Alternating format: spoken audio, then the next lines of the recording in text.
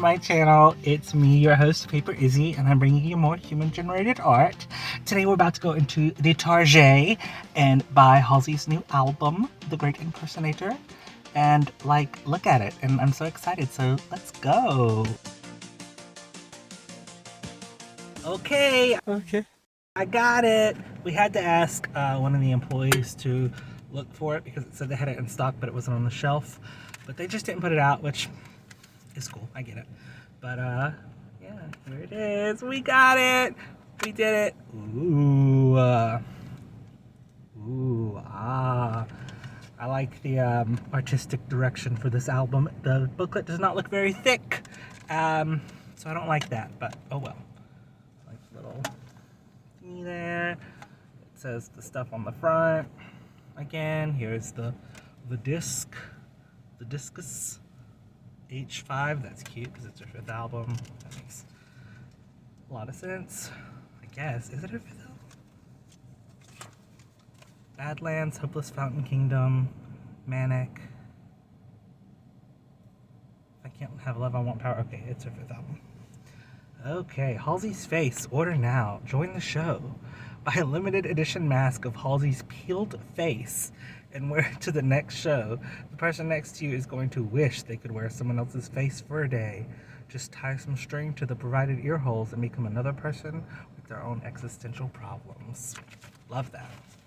Yep. Nothing in the booklet but this. I mean, it's cool. I like this, but I've seen this already because she's been posting it online.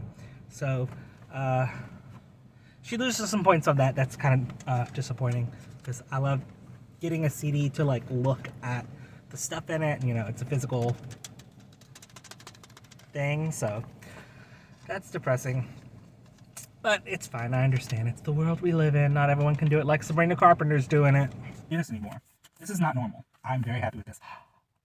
It's like a centerfold. Oh my god, y'all. This is nuts. But I have listened to the album once through. I really like it so far.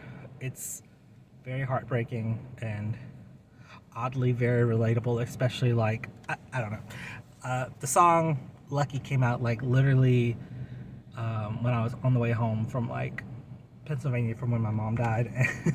And the song Ego I really relate to. And then the song I Never Loved You, which is the lyrics are so it's like Halsey stalking me, and it's crazy. But I really like the album so far.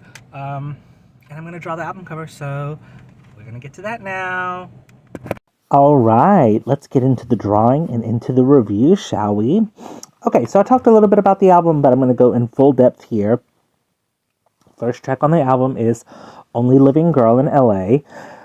I love this song. It's great. It's amazing. I mean, that's going to be the vibe of the whole review. Is just everything is just good and I like it a lot. But seriously, I love the guitar. It's very autobiographical. Autobiographical. I can't speak. Love the line, I know that I'm not lucky and I know that I'm not chosen. The world keeps spinning without me. I feel really encapsulates the album. You are the main character in your life, but the world is going to keep spinning when we're all gone. And it touches on just her identity, where she started, where she's going. I really feel it. It's just a really good song. It's a really great album opener. I just love the style of it. The thing maybe I don't like is near the end, the loud, banging noises or whatever. I enjoyed the song altogether, but that took a little getting used to. I love how throughout the songs, her son is, doing little ad-libs and things like that. It's just a lot of fun. Speaking of, main character syndrome type of thing, I know, Fantano did a review of this album, and I only have one thing to say to him. I'm going to quote the Chainsmokers, "Shut up, you bald bitch." Because I think it's a great album, and I think, yes, she is the main character of this album, but it also has enough space where anybody could be the great impersonator, anybody could be these songs, and I think that's really what she was going for. Second track is Ego, probably going to be one of my most listened to songs this year.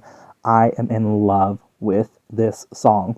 I'm going to insert some drawings here and there while I'm talking about them. If I've done a drawing for the song or if I'm working on it, I'm going to show where they're at. But I've done a couple for Ego because it is so good, and I love like the rock vibe of it, and it's so like fun and like energetic, but it's also like, oh my god, I'm gonna fucking kill myself. Like I totally feel that. I relate to it so heavily, and so much of this album I really do relate to, and I think that's, I can understand if the album's not for everybody. That's fine if you don't like it, whatever, but I really relate to these songs, and I love the different versions of Halsey that she presents, like inspired by other celebrities, inspired by other things. I feel like she does a lot on this album, but she does it well. So I love Ego. Third track is Dog Years. This one, it took a little bit of growing, but I do really like it. It has the same kind of vibe as Arsonist and Darwinism, kind of. I feel like they're all in like the same kind of grouping. It's very intense. A lot of things she speaks about, like, wanting to be like basically euthanized, I feel like, because life is so terrible, and I totally feel that. Talking about her dog dying, like my dog died in January, or my mom's dog, whatever. I feel like this album is really, really relatable, and I really relate to a lot of it, which is kind of weird, but also like I love when an album comes out and it's exactly the album that I needed to hear, and I think for this one, this album is exactly the album that I needed, and I've been listening to it basically nonstop since it came out. Next is track 4, Letter to God, 1974 version. I love the Letter to God songs on here. Jensen McCrae did something similar for her album, Are You Happy Now? Like where it's like 3 different like versions of the same song that you can kind of put together to make a full song, kind of. But I do love the different styles she goes through. The one for 1974 is the most raw. The fucking bass is fucking raw! I feel like, the vocals are echoey, and it's just mostly the piano, and there's extra vocals added in, but it's heartbreaking. And again, like I really relate to that, like feeling like, if I was sick, my parents would treat each other better or treat me better. And definitely like my personal life. Like I said, this album is very relatable. I won't go into it terribly much, but I totally get that. And it's so heartbreaking to hear her sing about some of these things, but it's like I'm glad she's touching on them, and I think that again makes it a great album, because it is a big pop album, visuals and a lot of metaphors and hyperbole and things like that, but it's also very honest and very real, and I really appreciate it. And Letter to God, really, I love that, and I like how the album is divided up in like the 70s and 80s and 90s and like the early 2000s. I really enjoy the concepts she plays with on this album, and she does, like I said, all of them good. Next is Panic Attack, track 5. This is another one that kind of had to grow on me a little bit, but I really like it. It is very like on the nose. It's one of the more on the nose songs for like when she's impersonating people. It's definitely very Fleetwood Mac, Stevie Nicks, but it is so good. Like I love like she uses a lot of the health metaphors in this as well. And it's a fun, sweet, interesting song, and it's been stuck in my head for probably the last couple days, so I'm really enjoying this one. I'm working on a drawing for it, but it's not in any state to show. Track 6 is The End, which is the first song she shared for the album, and also kind of took down didn't take long to grow on me, but it was kind of like sort of like a shock, because that's not the kind of song you usually hear first for an album, but it definitely, it touches on the health thing, and I feel like it was the perfect like introduction to the record, and it's very cool. I love like the Noah's Ark kind of imagery and a lot of the different stuff with it. It's just, she's very good at her imagery and her lyrics, and again, making something that's so specific to her but can be applied to so many different people's lives. Like it's pretty amazing, and I think she's honestly a really good songwriter, and I think that gets looked over a lot. Fantano. But it's a great song, and I really do love it. It's been out for a while. At this point, you've probably heard it. Track 7 is I Believe in Magic. This one, the intro is a little long, but like it's so beautiful, and the way she talks about like her son growing up and her mom, and it's heartbreaking, but it's also beautiful. It makes me think about my own mom, like when I'm listening to it. Tell my mom I love her so. Like, it's a great song to hear, and I think anybody who listens to it can see, like, there are important people and things in your life, and it's okay to realize that, even if it might be too late. It's okay to realize that and believe in the magic of, like, family and love and whatever. I'm getting too metaphorical right now, but still, I like it. Next is track 8, which is Letter to God, the 1983 version. I love this one too. Like, the instrumental's really good. I love the line, and now I'm the one with needles in my arms and in my legs. And I wonder if this one's kind of referring to Maddie Healy. I don't know. I'm just saying, I'm just throwing it out there. But I do like this one. It's funny, I've been listening to this album so much, and I'm like drawing a blank on like my favorite things about these songs. But it's, again, part of the Letter to God, like, 3-song arc. But it's so, again, it's so heartbreaking, and it's so autobiographical, but it's so, like, meaningful and relatable, and I really like it. Okay, I just really like it. Track 9 is Hometown, which of course I love because country music is my life. country music is my life.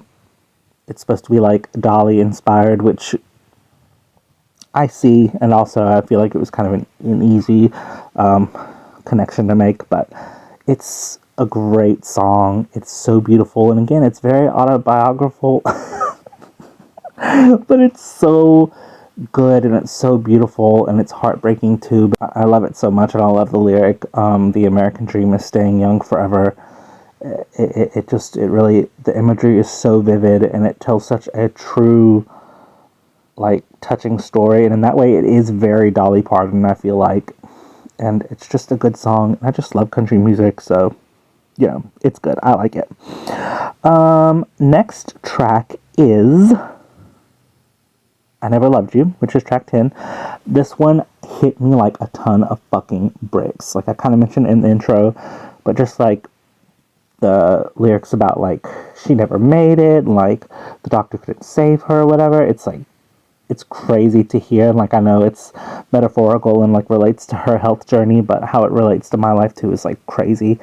And it's such a pretty song, and I love the lyrics, the instrumentation, the production, all of that. It's just really good.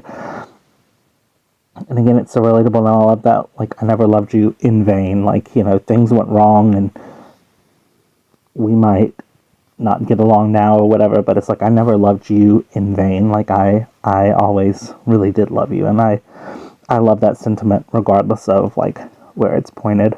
Track 11 is Darwinism. This was one that kind of had to grow on a little bit because it is very different, but it's very pretty. It's like, it's one of those songs where it's like, it's presented in a way that I've never heard a song presented, and I really love the subject matter, and I really I appreciate it. Like, I feel like she really has flexed her, like, songwriting muscles in this album, and I just really love what she's doing.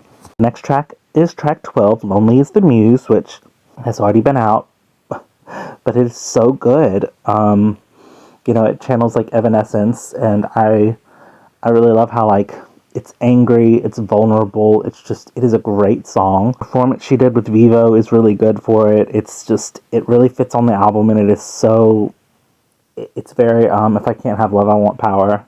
It's so visceral. Like, I really understand, like, what she means, like, to be an artist and to be, like, the muse of someone else, and, like, to be just, like, an apparatus, to be, like, just a piece of furniture in their life when, you want to be important. It's a great song. Halsey can do no wrong in my eyes as far as this album goes. It's so good. Track 13 is Arsonist. This one also kind of had to grow on me a little bit, but I really do love, like, how chill the song, like, the vibe of the song is, but it's very scathing, and I'm like, yes, Halsey, whack him again for me. But it's such an interesting thing, like, to be in love with someone who is going to destroy you, and it's such a, like I said, she's doing so many things with this album. She goes so many different places, and it's just wonderful, and I love it so much. Next track is track 14, Life of the Spider, Draft, because it is just her on the piano. It calls back kind of to Trouble, the piano version from her first EP, Room 93. And I love when it's just her and the piano. And this one, again, is like, it's scathing, it's sad. She's amazing. And the vocals, like, it's so heartbreaking. And I think she does an amazing job. And just like her at the piano, like, chef's kiss, amazing. Love it. Love it. Next one is track 15, Hurt Feelings, which this is like my jam right now. I'm really enjoying Hurt Feelings a lot. It's very Badlands, but it's also, you know, it talks about her father. And again, it can be super relatable, but it's also super specific to her. And it's just such a, the album is so raw and so real, but also such like a good pop album, and like has so many layers of metaphor and fantasy, but it's so true to her. And I just think that it's an amazing album, and she's done a really great job with weaving her personal struggles in with like just good pop music. The lyrics in this one are really good, just the way the chorus and the bridge and everything, it's just so catchy and so like heartbreaking, and I just love it so much. Track 16 is Lucky, the I feel like the real like first single for the album. Samples Lucky by Britney Spears, which automatically, you got me, gal. You do anything with Britney Spears and I'm happy. It's such a good song, and like, you know, obviously I'm not lucky, I'm not a star, but also goes back to Only Living Girl in LA. Like, I know I'm not lucky and I know I'm not chosen. It's her singing about like being famous, but also struggling with like being a single mom and getting sick. And it's like, yeah, she can be really lucky, but also really unlucky at the same time. And I think it unlocks a lot of what was special about Britney Spears' original song and brings it into Halsey's life. And I just love that juxtaposition. Music video is great. I think Halsey's doing, like, she's on top of her game with this album. And I'm so happy it's out. Like, I hate that she had to go through the things she had to go through to make this album, but I'm so happy that we have this record. Track 17 is the last piece of Letter to God, the 1998 version. And again, like, it is amazing. Like, the production's great. It has such a different vibe than the other two. Her talking about, like, in the moments where she feels a shred of joy, and like, I feel that, like, sitting next to my child, my dog, and thinking about, you know, how happy he makes me, which is kind of silly, but it's true. Like, it makes me think of him. And I love the please God or whoever you are. It's like, I don't know if it's God or what, but it's like, tell me what's going on. Like, have you answered my prayers? Have you, you know, cursed me to live a terrible life? Like, you know, what's going on? And it's just, it's so good, and the production is amazing. I think she was channeling Aaliyah here, and it's just beautiful. And like I said, the three songs together, it's just a master class in songwriting and production and just like telling a story. And it's so good. And that's again why I love the album, because it's really telling a story, but it's so real. The last song on the album is track 18, The Great Impersonator, which this one had to grow on me too, because it's very different from anything she's ever done before. It's very theatrical, which is kind of the point, but I really do love it. The lyrics, she's trapped in a car crash and she's asking for help, and people just think she's performing. It goes into like celebrity culture, and like someone could be just like dying in front of us and we're like, oh, this is beautiful, this is great, but it's like, oh my god, like, she needs help. And it's so interesting because like on Instagram, when I posted my drawing for Ego, the I'm doing way worse than I'm admitting line, like, my caption for that was, this is a cry for help. And for that lyric to be in here, it's kind of eerie, kind of spooky, kind of ooky spooky. But again, it just feels like one of those things where it's like, I have a true connection to this album. And okay, I might be biased, I do love Halsey, and it's very relatable to me, so maybe that does affect like my review of it, but honestly, I could care less. I think it's a great album. If you haven't listened to it, you should listen to it, because it tells such a beautiful, such a sad human story through the lens of a pop singer, because that's what she is. And I honestly think it's her best album. And I'm so glad that she's alive, and hope she's alive for many years to come. And if you haven't listened to this album, just listen to it. Ignore Fantano, whatever, I don't care. But this is a great album. And I hope you like it. And I hope you like my version of the album cover. I did a few different things than I would normally, but I really think it turned out really cute. And I really hope you like it. I hope you like this video. Let me know below in the comments what you thought about the video, the drawing, what you think about the album. And yeah, just like and subscribe for more human-generated art. I'm your host, Paper Izzy, signing off. Adios, amigos.